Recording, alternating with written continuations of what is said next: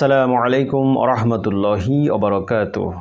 আমরা যখনই আমাদের বাসা থেকে অথবা আমাদের গৃহ থেকে কোথাও যাওয়ার উদ্দেশ্যে বাহির হই, তখনই আমাদের এই দোয়াটি পড়া উচিত, যে দোয়াটি পড়লে স্বয়ং আল্লাহ পাকের রহমতের ফেরেশতারা পর্যন্ত বলতে থাকে, তুমি যে দোয়াটি পড়েছ এই দোয়াটি পড়ার কারণে তুমি নিরাপদ হয়ে গিয়েছ এবং তুমি হেদায়েত লাভ করলে।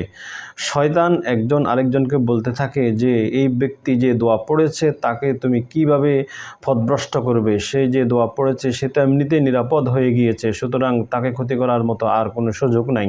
এই কথা বলে শয়তান পর্যন্ত দূরে সরে যায়। এই দোয়াটি হলো বিসমিল্লাহি তাওয়াক্কালতু আলাল্লাহি ওয়ালা হাওলা ওয়ালা কুওয়াতা ইল্লা বিল্লাহ। দোয়াটির অর্থ হলো যে আল্লাহর নামে বাহির হইতেছি, আল্লাহর উপর ভরসা করিতেছি, আর পাপ কাজ থেকে ফিরাবার সামর্থ্য ও নেক কাজ করাবার শক্তি একমাত্র আল্লাহর।